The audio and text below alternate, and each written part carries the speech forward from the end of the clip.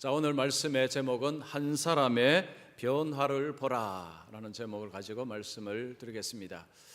자, 여러분, 사람의 생각이 잘 바뀔까요? 안 바뀔까요?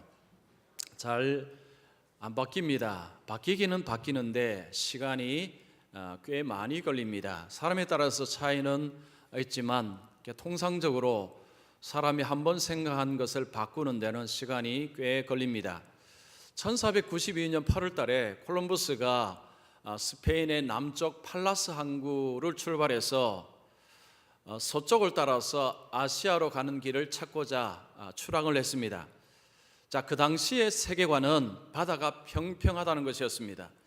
바다가 평평하기 때문에 서쪽으로 가다 보면 낭떠러지를 만나게 될 것이다 라는 것이 그 당시의 편만한 세계관이었습니다. 자, 그러나 콜럼버스는 그 말을 믿지 않았습니다. 지구는 둥글기 때문에 낭떠러지를 만나지 않는다라고 믿었습니다. 그래서 그는 항해를 하고 수개월 지나서 다시 팔라스 항구로 돌아왔습니다. 항구로 돌아오자 많은 사람들이 그를 영웅으로 대접을 했습니다. 그때 콜럼버스가 한 말은 그겁니다. 지구는 둥급니다. 낭떠러지는 없습니다. 자, 그러면 그 이야기를 듣고 이게 콜럼버스가 직접 경험을 했기 때문에 그 이야기를 믿을 수 있지 않습니까? 그러면 동시대 사람들이 그 세계관을 이렇게 바꾸어야 되죠. 지구가 평평한 것이 아니라 둥글다라는 세계관으로 생각을 바꿔야 되는데, 그러나 콜럼버스가 그렇게 이야기를 하고 증명을 했음에도 불구하고 사람들은 생각을 바꾸지 않았다고 합니다. 그 다음 세대에 가서야 지구가 둥글다는 식으로 생각을 바꾸었다고 합니다. 자, 이런 식으로 어떤 고정된 생각을 이렇게 바꾸는 데는 계기도 필요하고 시간이 좀 필요한 것 같습니다. 자, 사람들은 이렇게 변화를 좀 두려워하기도 합니다. 변화를 그렇게 좋아하지 않습니다. 여러분, 왜 변화를 잘 하지 못할까요? 변화에는 대가를 요구하기 때문입니다. 변화를 하면 대가를 요구합니다. 즉, 손해를 볼 각오를 하라는 뉘앙스가 변화 속에 있습니다. 물론 변화의 크기에 따라서 달라지겠지만 변화의 크기면 그 폭이 크면 클수록 손해를 감당해야 될 폭도 크다는 것입니다. 사람이 변화가 두려워서 변화를 하지 아니하면 발전이 없습니다. 성장이 없습니다. 성장이 없고 발전이 없는 사람은 항상 그 자리에 머물러 있습니다. 두려움 때문에 앞을 나갈 수가 없습니다. 성장하기 위해서는 변화를 과감하게 수행을 해야 되고, 변화를 위해서 과감한 선택도 필요합니다. 자, 하나님은 우리의 삶의 변화를 요구하십니다. 성장을 요구하십니다. 우리가 어린 아이 같은 자리에서 머물러 있기를 원하지 않으십니다. 계속 성장하기를 원하십니다. 부모가 자녀를 낳고 나서 자녀가 계속 성장하기를 원하듯이 하나님은 저와 여러분이 성장하기를 원하십니다. 자, 이 성장을 위해서는 반드시 변화를 겪어야 됩니다. 변화의 과정을 겪어야 됩니다. 자, 그러면 우리가 어떤 변화를 하나님께서 원하실까요? 자, 어떻게 변화를 해야 되겠습니까? 오늘 우리가 읽은 말씀에 한 인물, 니고데모라는 한 사람이 나옵니다. 이 사람을 통해서 이 한 사람의 변화를 요한복음을 통해서 우리가 볼 수 있습니다. 그래서 이 사람을 보고 하나님이 우리에게 어떤 변화를 원하시는가, 그 변화의 목적이 뭔가를 우리가 알 수가 있습니다. 그래서 오늘 본문만 봐서는 니고데모의 변화를 알 수가 없습니다. 나중에 요한복음 7장, 19장 뒤편을 같이 제가 보면서 니고데모의 삶이 어떻게 변화가 일어났고 그 변화 일어난 모습은 어떠한지 이것을 한번 추적하고 한번 찾아보도록 하겠습니다. 자, 먼저 우리의 삶에 이런 변화가 있기 위해서는 먼저 해야 될 것이 있습니다. 삶의 문제를 가지고 예수님께 나오는 것이 먼저 필요합니다. 자, 우리의 삶에는 이런저런 문제들이 있습니다. 그런 문제를 가지고 혼자 끙끙대고 점장에 찾아갈 것이 아니라 예수님께, 하나님께 가지고 문제를 나오고 주님 앞에 귀를 기울이는 것이 가장 먼저 우리가 해야 될 일입니다. 자, 오늘 본문에 니고데모라는 사람이 나옵니다. 이 사람을 어떻게 이야기하고 있습니까? 바리새인이다. 그리고 유대인의 지도자라고 표현을 하고 있습니다. 자, 바리새인이라는 표현은 어릴 때부터 율법을 배우고 율법을 암송하고 자랐다라는 것을 말합니다. 그리고 유대인의 지도자라는 것은 지금 상류층의 사람이고 엘리트다 이런 의미입니다. 바리새인 지도자라는 것 두 가지를 합하면 상류층이고 지도자층이고 엘리트층이다라는 것을 말합니다. 그때나 지금이나 이 정도 되면 사람들이 부러워하는 사람입니다. 성공적인 삶을 살아가는 그런 사람입니다. 부족함이 없어 보이는 사람이었습니다. 자, 그 당시에 지도층의 사람들이 예수님을 어떻게 봤느냐? 예수님을 위험인물로 간주를 했습니다. 예수님께 가까이 가는 것은 굉장히 위험하다라고 사람들이 이야기를 하고 보통 그렇게 생각을 했습니다. 자, 많은 사람들이 예수님을 따라다녔지만 특별히 엘리트층은 예수님을 굉장히 경결했습니다. 예수님을 미워하고 예수님을 비방을 했습니다.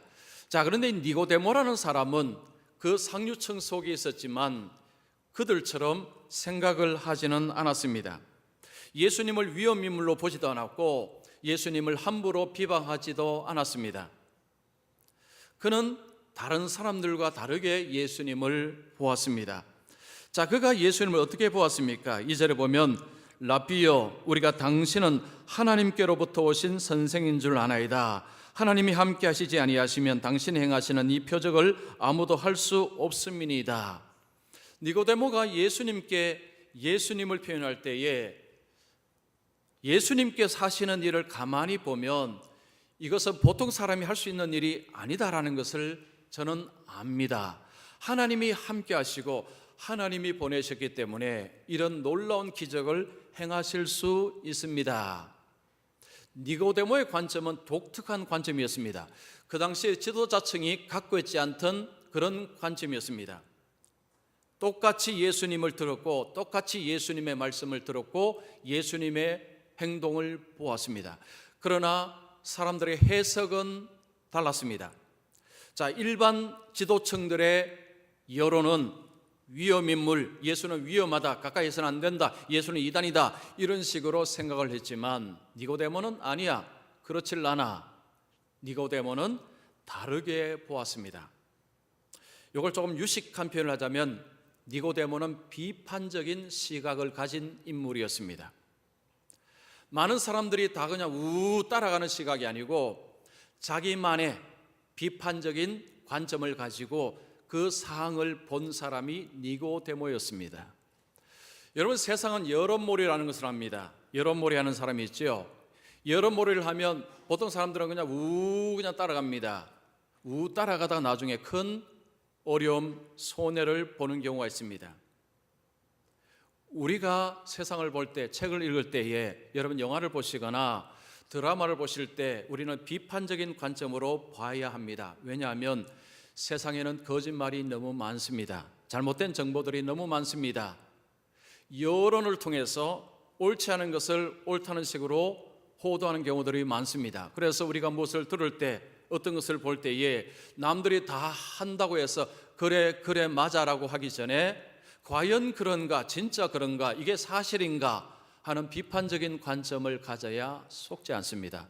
요즘은 특별히 인터넷을 통해서 거짓말이 난무하기 때문에 우리가 어떤 것을 볼 때에 잘 봐야 됩니다. 비판적으로 보는 관점이 필요합니다. 자, 니고데모는 사람들이 하는 말을 덥석 믿지 않고 자기 스스로가 판단하고 자기 스스로가 해석할 수 있는 그런 사람이었습니다. 환한 원숭이 실험이라는 것이 있습니다. 자, 원숭이 우리에 장대를 높이 세우고 그 장대 위에 바나나를 달아놓았습니다. 한 뭉치를 달아놓았습니다. 그리고 우리에다가 이틀을 굶기고 화가 잔뜩 난 4마리 원숭이를 우리 속으로 집어넣습니다. 자, 4마리는 지금 이틀을 굶었습니다. 굶었으니 화가 잔뜩 났습니다. 보니까 저 장대 위에 좋아하는 바나나가 딱 걸렸습니다. 4마리가 미친 듯이 장대 위를 올라가는데 실험자가 위에서 엄청난 호스로 물폭탄을 원숭이들에게 쏟아부었습니다. 그러니까 장대를 타고 올라가다가 위에서 물폭탄이 떨어지니까 미끄러져서 다 떨어진 것입니다. 올라가려고 하면 위에서 물폭탄을 내렸습니다. 둘째 날이 되었습니다. 두 마리 원숭이를 뺐습니다. 이틀 굶기고 화난 원숭이, 다른 원숭이 두 마리를 집어넣습니다. 자, 신입 원숭이들이 딱 지금 배가 고프고 화났는데 보니까 장대 위에 바나나가 있습니다. 미친 듯이 막 올라가려고 합니다. 무슨 일이 벌어졌을까요? 기존 두 마리 원숭이가 신입 원숭이를 막 끌어당깁니다. 올라가지 말라는 거죠. 왜 그렇습니까? 물폭탄 떨어지기 때문에. 그래서 두 마리를 끄집어내리고 올라가려면 끄집어내립니다. 못 올라갔습니다. 좀 배고파 죽겠는데 그 장대 위에 달린 바나나만 쳐다보고 있었습니다. 셋째 날이 되었습니다. 자, 셋째 날에 기존에 있었던 첫째 날 있었던 원숭이 두 마리를 끄집어냈습니다. 그리고 이틀 굶기고 화난 원숭이 두 마리를 또 집어넣습니다. 자, 들어간 신입 원숭이가 지금 배고파 죽겠는데 보니까 장대 위에 바나나가 있습니다. 미친 듯이 올라가려고 합니다. 무슨 일이 벌어졌을까요? 기존에 있던 원숭이들을 끄집어내립니다. 왜 끄집어내렸을까요? 물폭탄 이 원숭이들을 경험했습니까? 경험 못했어요. 물폭탄을 맞아본 적이 없습니다. 그런데 그 전날 자기가 올라갈 때에 다른 원숭이들이 자기를 끄집어내렸기 때문에 이 장대 위에 올라가면 안 된다는 것을 배운 것입니다. 자, 그것이 머릿속을 지배합니다. 일단은 올라가면 안 된다, 올라가면 큰일 난다 라는 습관이 생겨버린 것입니다. 자, 이 실험은 중요한 것을 이야기합니다. 통상적으로 사람들이 그렇다, 다 그래 라고 하는 이야기들 중에 사실은 그렇지 않은 내용들이 들어가 있을 수가 있다는 것입니다. 이 실험하는 분들이 마지막 날에는 위에 호수를 설치를 안 했답니다. 그러면 그때 신입 원숭이들이 막 올라갔으면 바나나 따먹을 수 있는 것입니다. 물폭탄이 없었습니다. 시도조차 해보지 못한 것입니다. 자, 우리가 살아가면서요, 이런저런 이 이야기들, 말들이 있습니다. 예를 들면 제가 대구에서 자랄 때 저는 대학교 1학년 때 서울 처음 왔습니다. 서울을 얼마나 가고 싶었는지 몰랐습니다. 그런데 그때 많이 듣던 소리가 서울 사람들은 깍쟁이다, 서울 가면 정신 못 차리면 코벽한다, 뭐 이런 이야기 들었죠.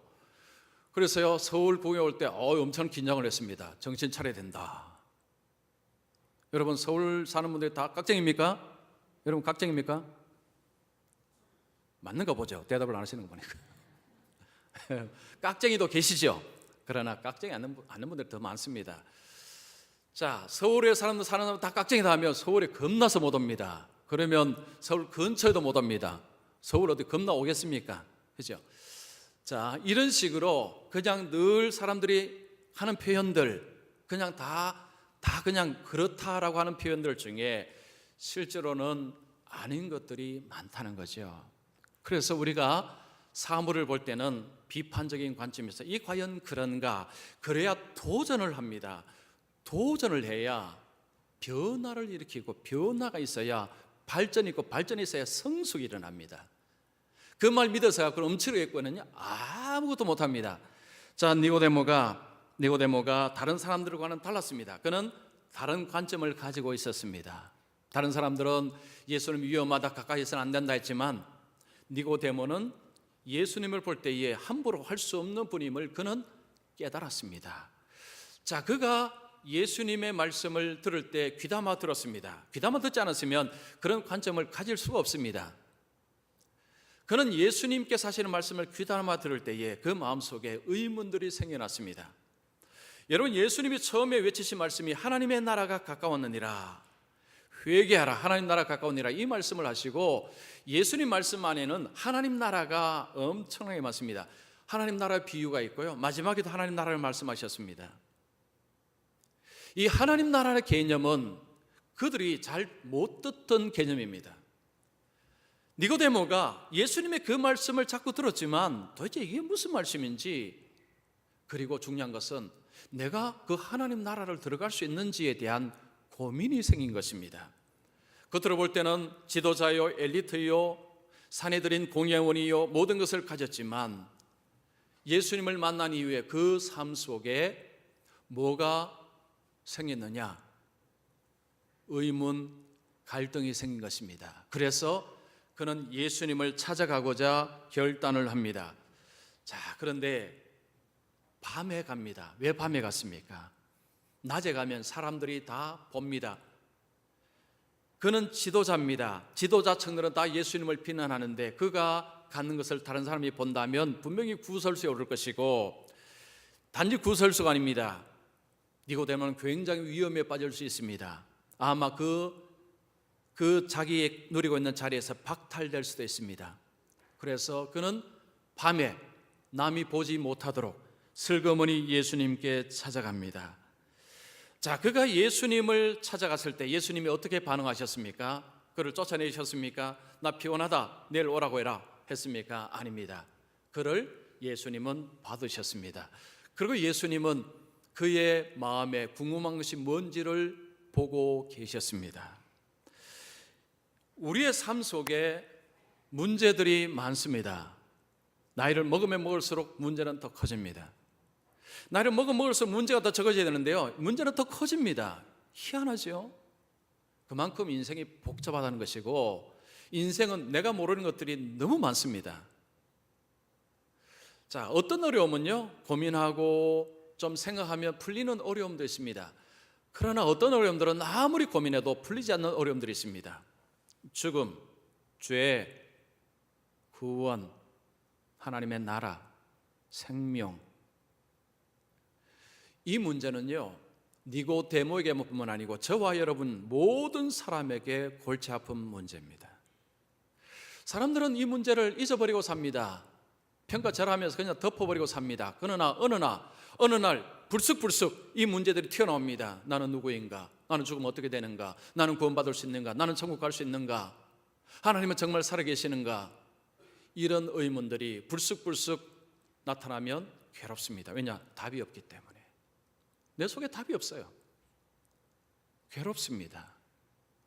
이걸 그냥 묻어놓고 열심히 일하고 세상의 성공을 향해서 쌓아갑니다. 세상에 어느 정도 성공합니다. 허무합니다. 이게 아니에요. 나폴레옹이 산에 올라서 이 산도 아니네, 딱 그 짝입니다. 이게 아니네. 왜냐? 궁극적인 질문에 대한 답을 못 얻었기 때문입니다.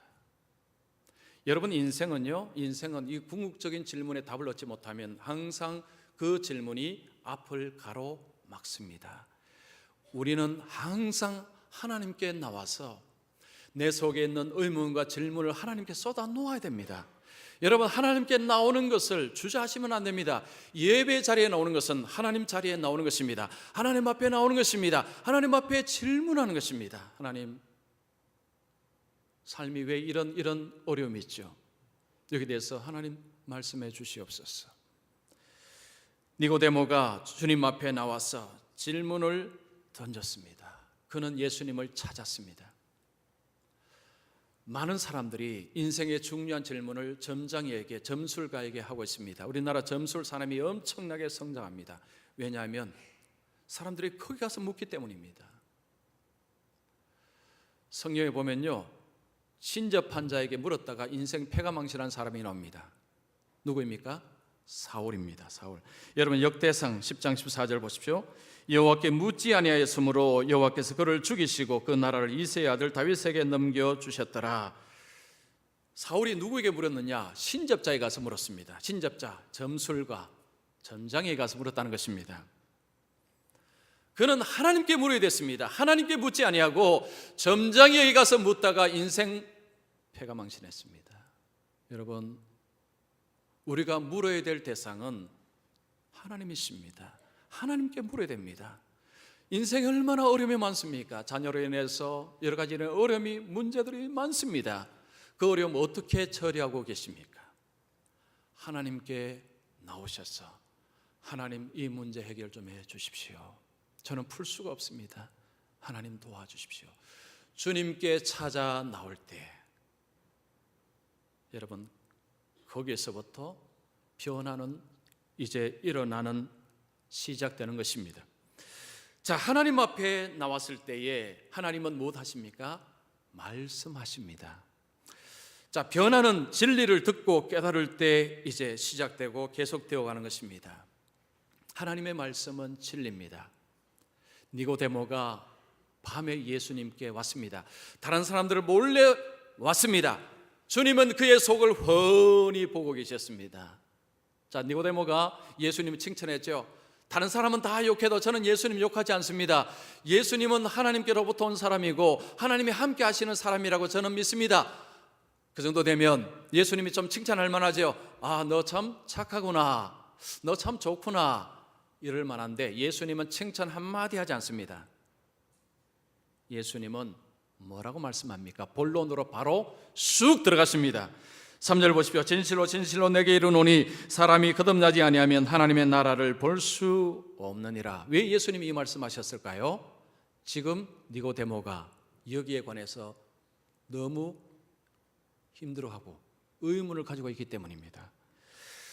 자, 그가 품고 있던 그 고민거리, 예수님은 바로 돌격하셨습니다. 자, 거듭나지 아니하면 하나님 나라를 볼 수 없다. 이건 무슨 말입니까? 너는 지금 천국 갈 수 있다는 말입니까? 없단 말입니까? 너는 지금 천국 못 간단 말입니다. 이 말이 그 말이에요.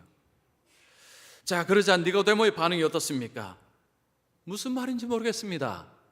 4절에 니고데모가 이르되 사람이 늙으면 어떻게 날 수 있사옵나이까? 두 번째, 모태에 들어갔다가 날 수 있사옵나이까?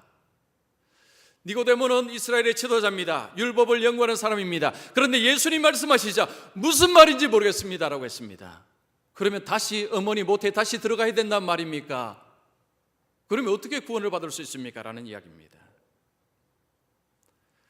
하나님의 말씀을 들어도 깨닫지 못하면 여러분 천국 못 갑니다. 구원 못 받습니다. 하나님 나라 못 들어갑니다. 하나님의 말씀은 세상의 지식과 다릅니다. 자녀들에게 세상 공부 많이 하라고 하지만 여러분 그것만 하면 안 됩니다. 하나님의 말씀은, 진리는 세상의 관점으로, 세상의 지혜로는 도무지 풀리지 않고 도무지 이해가 안 됩니다. 많은 사람들이 성경을 읽으려고 시도하다가 창세기 한 1, 2장 읽다가 덮어버립니다. 이유는 무슨 말인지 이해가 안 되기 때문입니다. 글씨지요. 한글로 번역이 됐지만 이게 뭘 의미하는지를 모르면 사람이 못 읽습니다. 좀 더 읽어가다가도 출애굽기, 레위기 가다 보면 다 덮어버립니다. 여러분, 하나님의 말씀은요, 인간이 그냥 쉽게 이해하고 깨닫는 말씀이 아닙니다. 하나님의 말씀을 쉽게 접근을 한다면 큰 거 다칩니다. 여러분, 고린도전서 1장 보십시오. 1장 21절에 보면 하나님의 지혜에 있어서는 이 세상이 자기 지혜로 하나님을 알지 못하므로 하나님께서 전도에 미련한 것으로 믿는 자들을 구원하시기를 기뻐하셨도다. 자, 이 말씀 보십시오. 자, 하나님의 지혜, 하나님의 진리는 이 세상이 자기의 지혜, 세상의 지식으로 하나님의 지혜를 분별할 수 있다는 것입니까? 없다는 것입니까? 없다는 것입니다. 아무리 세상에서 많은 지식을 가지고 세상에서 박사를 할지라도 성경을 읽으면 고개를 절레절레 한다는 것입니다. 이게 무슨 말인지 모르겠다. 그러면 구원 못 받습니다. 자, 하나님 나라에 들어가기 위해서는 이게 무슨 말씀인지를 깨달아야 됩니다. 5절에 예수님 말씀합니다. 사람이 물과 성령으로 나지 아니하면 하나님 나라에 들어갈 수 없느니라. 예수님이 다시 설명합니다. 사람이 물과 성령으로 다시 나지 아니하면 하나님 나라에 들어갈 수 없느니라. 너는 이 상태로는 절대 못 들어간다는 이야기입니다. 기가 막히죠? 기가 막힙니다. 지금 니고데모가 누구입니까? 이스라엘의 지도자입니다. 근데 너는 이 상태로는 절대 못 들어간다는 것입니다. 누가 이야기합니까? 예수님이 그 말씀합니다. 천국의 열쇠를 가지고 있는 예수님이 그 말씀합니다. 자, 물과 성령으로 거듭난다는 게 무슨 이야기입니까? 물이라는 것은 구약과 신약에 보면 물로 씻음이 나옵니다. 물로 씻는다는 것은 하나님이 죄의 씻음을 상징하는 것이 물로 씻는 것입니다. 물을 뿌리고, 자, 세례식을 할 때 물을 뿌립니다. 이것은 죄를 씻는 상징적인 모습입니다. 성령은 우리 속에 들어와서 무슨 일을 합니까? 우리로 하여금 하나님 없다고 했는데 하나님이 계시다. 예수님은 사람이다 하던 사람이 예수는 구주이시다. 예수님은 구원자이시다. 라는 식으로 예수님에 대한 관점을 바꾸는 일을 합니다. 나는 죄인이 아니다라고 생각했는데 성령이 그 속에 들어오니까 나는 죄인입니다. 나는 죄인입니다. 이런 식으로 우리의 생각을 바꿔가는 일을 성령님이 하십니다. 그리고 성령님은 계속해서 우리를 변화시켜 나가십니다. 자, 물과 성령이라는 것은 결국은 세례와 성령을 통해서 우리 삶을 변화시키고 하나님 앞에 회개하게 하고 그리고 세례를 통해서 하나님 앞에 용서함을 받는 것을 이렇게 표현을 한 것입니다. 결국은 핵심은 성령입니다. 자, 누가 하나님 나라에 들어갔느냐? 성령을 통해서 변화를 받은 사람이 하나님 나라에 들어가는 것입니다. 디도서 3장 5절 보십시오. 우리를 구원하시되 우리가 행한 바 의로운 행위로 말미암지 아니하고. 자, 누가 구원됩니까? 착한 일 많이 하면 구원받습니까? 아닙니다. 오직 그의 긍휼하심을 따라 중생의 씻음과 성령의 새롭게 하심으로 하셨나니. 중생의 씻음은 세례를 통해서 회개를 통해서 씻는 역할입니다. 그리고 성령께서 그 마음을 새롭게 하신다는 것을 말합니다. 한 사람이 천국에 들어가기 위해서는 바로 자기의 죄를 회개하고 세례받고 그리고 성령의 역사하심, 성령을 통해서 가치관, 생각이 바뀌어 나가야 됩니다. 예수님이 누구신지를 깨닫습니다. 하나님이 살아계신 것을 깨닫습니다. 이런 변화를 일으키는 원인이 뭐냐? 그 안에 성령께서 그 속에 역사하시기 때문입니다. 자, 그러면서 예수님께서 8절에 이런 말씀합니다. 바람이 임의로 불미에요. 내가 그 소리는 들어도 어디서 와서 어디로 가는지 알지 못하나니 성령으로 난 사람도 다 그러하니라. 자, 성령의 역사를 예수님이 설명하시면서 바람을 가지고 설명을 하십니다. 바람이 눈에 보이지 않습니다. 그러나 바람이 불면 뭐가 흔들립니다. 아, 바람이 부는구나 알 수 있습니다. 똑같은 이치라는 거죠. 성령은 우리의 눈에 보이지 않습니다. 그런데 성령께서 역사를 하시면 변화가 일어납니다. 아, 성령께서 역사를 하셨구나. 바로 그 말씀입니다. 예수님께서는 한 사람이 하나님 나라로 들어가기 위해서는, 구원을 얻기 위해서는 이 성령을 통해서 원초적인 변화들을 계속해서 일으키신다는 것입니다. 요한복음 14장 11절 보십시오. 그는 진리의 영이라 세상은 능히 그를 받지 못하나니 이는 그를 보지도 못하고 알지도 못함이라. 자, 여기 보십시오. 여기 보시면 그는 진리의 영이라, 성령은 진리의 영입니다. 사람이 눈으로 볼 수 있느냐? 못 봅니다. 보이지가 않습니다. 그러나 성령이 역사하실 때는 흔적이 남는다는 것입니다. 여러분, 성령께서 여러분 속에 역사하신 흔적이 있으십니까? 있으십니까? 여러분, 그 흔적이 무엇입니까? 앞에서 말씀드렸죠. 예수 없어. 예수 사람이야. 하나님 없어. 눈에 보이지는 하나님, 그런 하나님이 어디 있어? 천국 지옥 없어. 그렇게 부인하던 사람이 하나님은 살아계십니다. 하나님은 만물을 창조하셨습니다. 예수님은 하나님의 아들이십니다. 예수님이 십자가를 지심은 바로 나의 죄를 씻기 위해서입니다. 예수님은 나의 주인이십니다. 예수님은 나의 구원자이십니다. 이런 고백이 자연스럽게 일어났느냐? 아닙니다. 성령께서 그 속에 역사하셨기 때문에, 우리 마음속에 역사하셨기 때문에 우리 속에 이런 변화가 일어났다는 것입니다. 성령이 역사하지 않고서는, 성령께서 일하지 아니하고서는 아무도 구원을 받지 못합니다. 그래서 우리가 날마다 간구할 때에 여러분 반드시 성령님을 항상 기도 속에 넣으셔야 됩니다. 성령님, 오늘도 성령님께서 나를 붙잡아 주시옵소서. 나의 생각을 붙잡아 주시옵소서. 바른 생각을 하게 하시고 바른 관점을 갖게 하시고 하나님의 뜻을 깨달아 알 수 있는 그 마음을 갖게 하여 주시옵소서. 말씀을 들을 때 이 말씀을 깨닫게 하여 주시옵소서. 내가 내 능력으로, 내가 똑똑하기 때문에 나는 말씀을 들어도 다 이해해. 그런 분은 절대 천국 못 갑니다. 그분 천국 못 들어가요. 믿지 않는 형제들 이번 추석 때 만나지 않습니까? 만나기 전에 한번 기도 한번 하고 가십시오. 하나님, 성령께서 우리 형제 누구누구에게, 우리 자녀 누구누구에게, 우리 부모님 누구누구에게 성령님께서 그 마음속에 역사하여 주시옵소서. 복음이 들어갈 때 복음을 받아들일 수 있는 마음을 주시고, 눈을 열어서 하나님이 살아계심을 깨닫게 하여 주시옵소서. 그리고 만났을 때 혹 기회를 가지고 복음을 전할 수 있는 기회를 가지고 복음을 전한다면, 여러분, 그러면 이 명절이 또한 하나님 안에서 더 의미 있는 명절이 될 것입니다.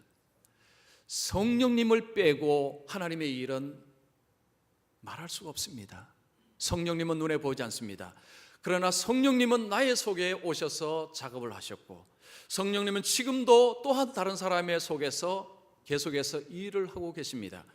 그래서 우리가 늘 기도할 때 늘 의존하는 대상은 성령님이십니다. 성령님, 나를 계속해서 변화시켜 주시옵소서. 이대로는 안 됩니다. 더 변화되어야 됩니다. 더 나를 바꾸어 주시옵소서. 성령께서 바꾸어 주실 때 변화된 사람은 변화된 행동을 합니다. 니고데모가 예수님의 말씀, 밤에 찾아가 예수님과 대화를 길게 합니다. 3장 뒤에 계속 대화가 나옵니다. 그런데 니고데모가 예수님을 만나서 예수님의 말씀을 듣고 그는 변화되어 가기 시작합니다. 자, 그런데 3장에 봐서는 니고데모의 변화를 알 수가 없어요. 그러나 여러분, 7장에 가면 니고데모가 조금 더 변화되었다는 것을 알 수가 있습니다. 자, 7장에 가면 초막절에 예수님께서 예루살렘에 가시는데, 그때 예루살렘에 있는 대제사장들과 바리새인들이 아랫 사람을 시켜서 예수님을 체포하라고 명령을 내립니다. 아랫 사람들이 예수님께 갔는데 예수님을 체포하지 못하고 돌아옵니다. 자, 그러자 이 대제사장들과 바리새인들이 막 꾸짖습니다. 왜 체포하지 않았느냐? 그런데 그들이 뭐라고 대답을 한 줄 아십니까? 예수님처럼 말씀하신 분이 지금까지 없었습니다. 즉, 그들이 예수님을 붙잡으러 갔다가 예수님 말씀에 그들이 녹아버린 것입니다. 이런 분을 어떻게 붙잡으란 말이냐? 예수님의 권세 있는 말씀 앞에서 그들이 고개를 숙였다는 것입니다. 바리새인들과 대제사장들은 기고만장했습니다. 그러면서 그 아랫 사람을 막 꾸짖었습니다. 그리고 이런 표현을 썼습니다. 예수 믿는 자들은 저주를 받을 것이다. 그때 그 지도자층 무리에 섞여 있으면서 마음이 심히 불편한 한 사람이 있었습니다. 이름은 니고데모입니다. 니고데모가 마이크를 드디어 잡습니다. 자, 그가 마이크를 잡고 그는 이런 이야기를 합니다. 자, 요한복음 7장 51절에 보면 우리 율법은 사람의 말을 듣고 그 행한 것을 알기 전에 심판하느냐. 자, 지금 대제사장과 바리새인들이 뭐라고 이야기합니까? 빨리 잡아라.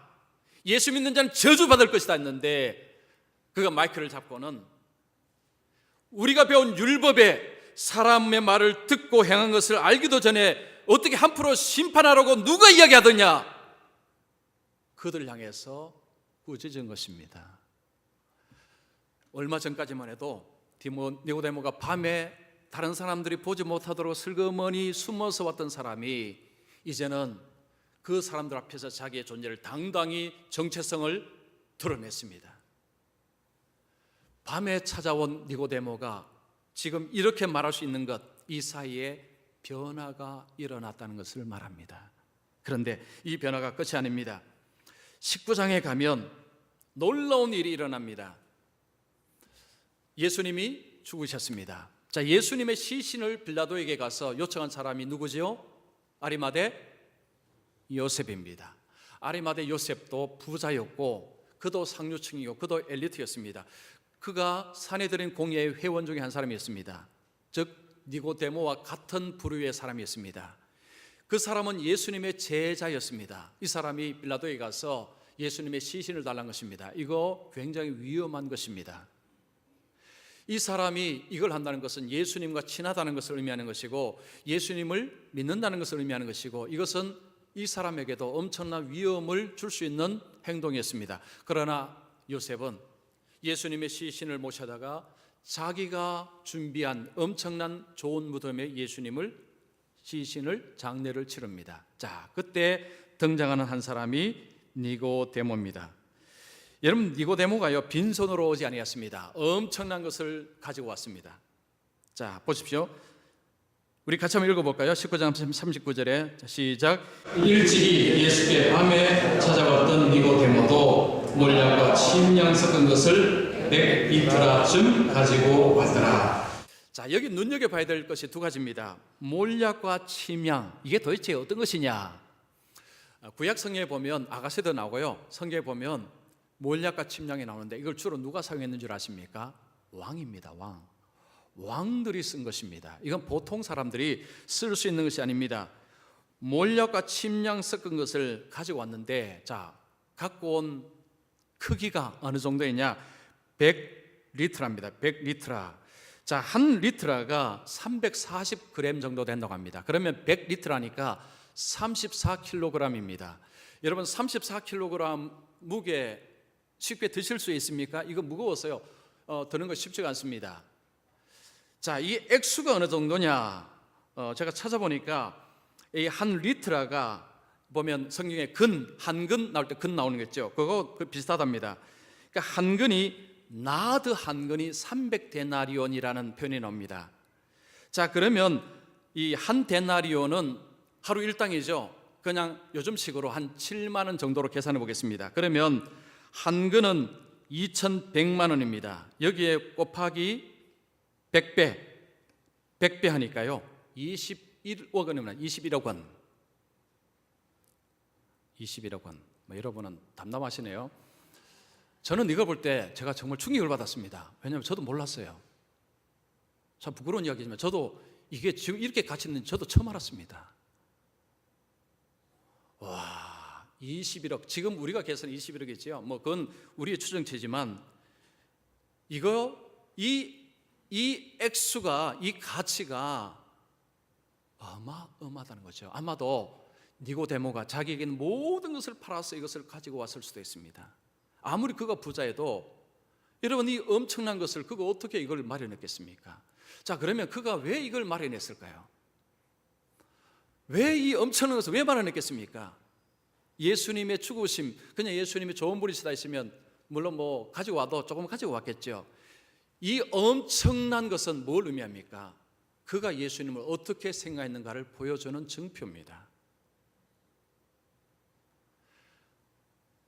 우리가 사람을 어떻게 보느냐에 따라서 우리가 그 사람을 대접하는 것이 달라지죠.